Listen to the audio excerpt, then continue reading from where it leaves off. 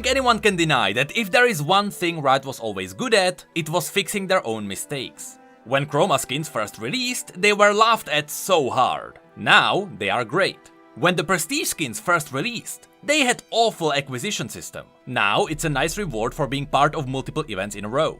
And Eternals are still in the process of being fixed. But let's say that they are fine, now that there are ways to get them for free. So after Seraphine got quite the universal backlash for her Runeterran lore, I knew Riot would have a look at her again. They have done that for Karma before, so of course they would do it for their new champion as well. And so, 2 weeks after the release of her lore, Riot went back to her bio and edited certain parts of it. The question now is though, did Seraphine's lore get better?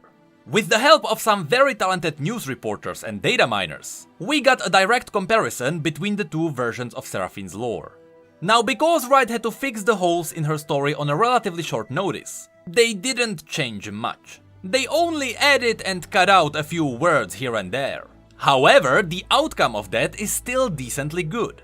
I believe the reason why they didn't do more is because editing big portions of her lore would be really hard to deal with for the localization team. They would have to contact all of their translators for all of their languages, and that would take a lot more time. Now, they still had to do that, but it was way faster to retranslate only 1 or 2 sentences, rather than half of her bio. So now, what happened to her lore? Well, the goal of these edits was simple. Previously, Riot accidentally made Seraphine look like she knows about the ancient race living inside the hex crystals. But she just doesn't care, and she doesn't plan on doing anything about it, nor even telling anyone about it. This made her seem like a bit of a scummy person. So, the fix was really straightforward. Every time the story described how the Brackern soul inside the crystal helped Seraphine, it was changed to make the Brackern soul more vague. For example, previously the story said that the voice inside the crystal was kind. But in the new version it says, though hard to hear and harder to comprehend, the voice was kind. And later, the old story said, the voice helped Seraphine understand how to resonate with a crowd. But in the new version it was changed to, the voice rarely spoke clearly, but Seraphine felt its influence, as it helped her understand how to resonate with the crowd. The outcome of these changes makes it so that Seraphine tried to follow the guidance of this voice, and she did get better at controlling her abilities over time because of it. However, because the voice was hard to comprehend, and because it rarely spoke clearly, Seraphine never actually learned about the fate of the Brackern race. So now, she doesn't know that the hex crystals, and in fact the entire Piltover and zone, are powered by the soul juice of a dead ancient race. Which means that yes, this voice line should be cut from the game. The Brackern fuel our city, our future. All I can do is sing their elegy. These changes patch up the biggest flaw in her story. Unfortunately, they still ignored the other big problems, such as the fact that Seraphine still becomes the singing superstar in Piltover and Zone, seemingly for no reason at all. The story still doesn't tell us about her journey to the top and how she became popular. All we know is that one day she sang for a crowd, and after that one performance, she instantly turned into a pop star in a fantasy world. Unfortunately, Riot also didn't address the other big flaw in her design, her appearance. She still looks very much out of place. Now, if the story gave us a reason why she looks like a Star Guardian skin, for example, if the story revealed that her costume was crafted from the glittering fabrics woven on top of Mount Targon, I would be 100% fine with it. In fact, that would be really cool. But even after the changes, the story just doesn't mention her appearance at all. I understand the design decisions behind this. They wanted her to look fleshy and different from everyone else because that's what pop stars do on stage. But even in her lore, Seraphine is essentially just an indie singer. She walks into the streets and she just starts singing. She isn't part of any kind of grand performances. And all she ever cares about is her own voice, not her appearance. That's why her flashy outfit just doesn't really make sense. And speaking of performances, that's what her color story showed us. So now, since we have covered the changes in her lore, let's have a look at the story that was attached to her bio, called Standing Room Only. The story begins with Seraphine taking in the sounds of both Piltover and Zone. She could feel all the old wounds, injustice and pain, which turned the cities against each other. She knew the two sides could sing together. She had heard it before.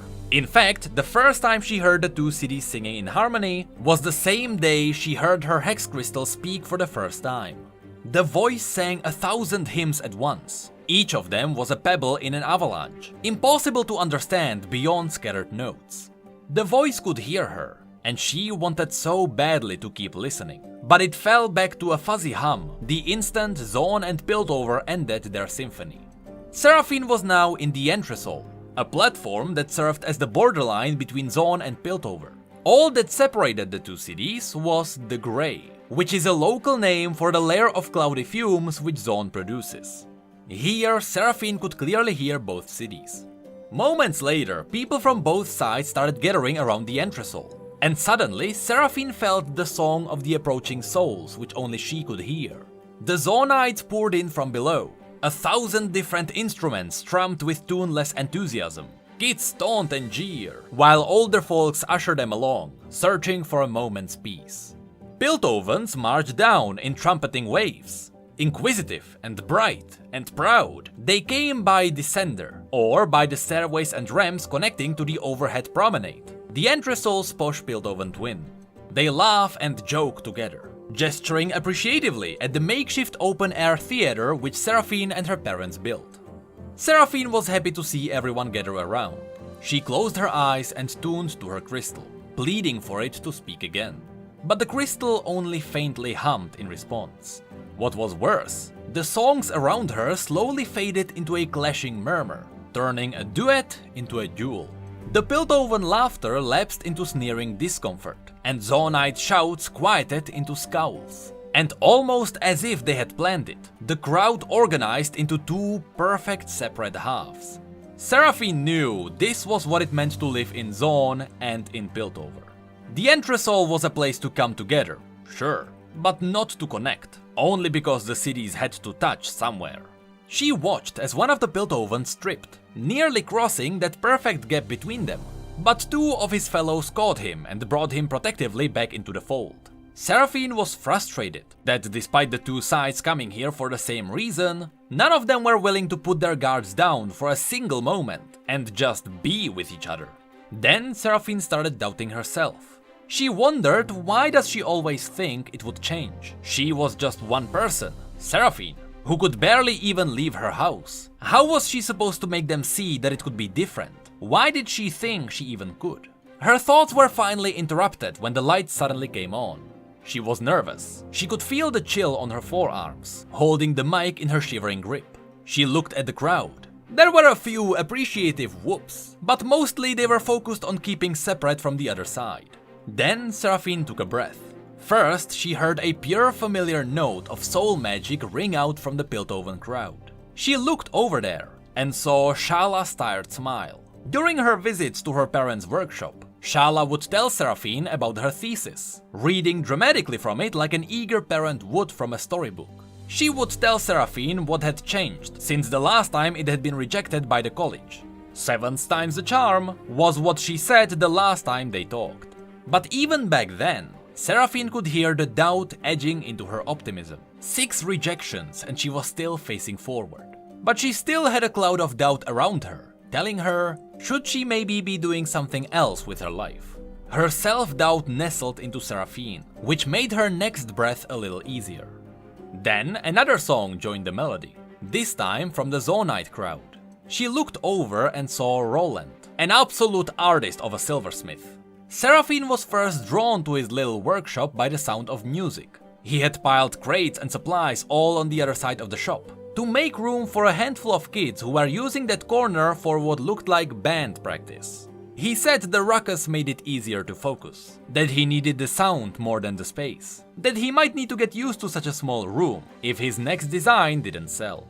Roland's song twisted with Shala's in Seraphine's head, one drums and brass and gravel, one wind and horns and hushed vocals. They couldn't sound more different, but something just made it work somehow. One song full of self-doubt, the other fear for the future. But there was something else. A sturdy, roiling, endless beat that kept their songs from spinning into singular dying notes. It was the same beat in both songs. Shala loved her work, and Roland his. Their determination found Seraphine's, snatched it from a fall into darkness. Her next breath was sweet. Now even the crystal joined the song in her head, its steady rhythm building and rumbling. Seraphine wanted to reach out, and she only knew one way to do it. She started singing.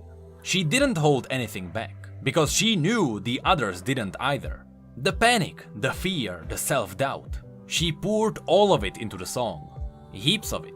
So much that she wanted to cry.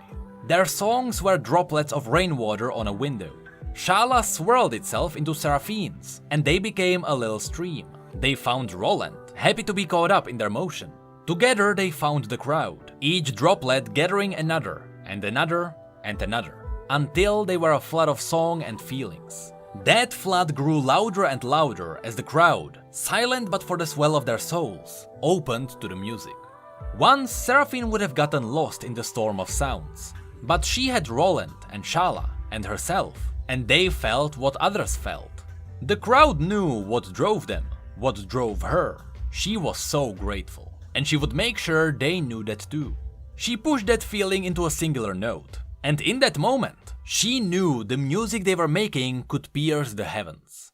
After the song ended, Seraphine opened her eyes. A single entity greeted her, cheering and surging together towards the stage. Seraphine's muses have found one another in the center of the crowd, and she couldn't tell anymore which side was which. The entresol was a beautiful place. Seraphine got the best seat in the house. A hidden little corner table where a lucky patron could sit in sacred silence, sip a hot cup of tea, and watch the world pass by. Her show ended a few hours ago, but the crowd stuck around, talking and laughing together. Local business folk took quick advantage, opening up shop and ferrying out tables and chairs. Her stage, powered down and pushed off to the side, has become a makeshift playground, where Piltover and Zonite kids were challenging one another to various antics.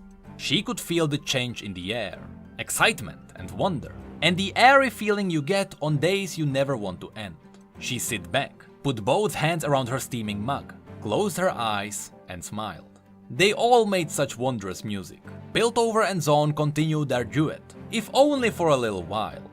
A familiar voice rumbled through her, faint but urgent. Her soul soared even as her heart started to pound. She didn't know what she would hear, whether they would understand each other this time, or how long they had. She only knew that it needed to be heard. Its song lifted in an orchestra swell, and she braced for the avalanche. It had so much to sing, and just her to hear it, but she wouldn't ever stop trying to listen. And that's her color story. As you can see, it didn't really enhance her overall lore that much. All we learned from it is that the crystal sings when the crowd sings together. And I think we didn't get much from this, because we never learned about Seraphine's real motivations. We don't know why she cares about Piltover and Zon not being together. And we never learned what would Seraphine gain from uniting them. Getting some personal satisfaction is fine, but that's not a good plot point for a fantasy character. I get, and this was obvious from the story, that she's supposed to be relatable. You know how she's doubting herself, and how the others are dealing with everyday struggles, such as not being accepted into a college. But these don't really give Seraphine a reason to keep doing what she is doing. She isn't driven by a personal problem, or a problem that would affect her in any way. She just does it because she wants to make the world happier, which is not a bad trait to give a character. But in her case, I don't think it works. And once again, it is probably because there is no reason for Seraphine to care about the separation between Zon and Piltover. And that's the real issue.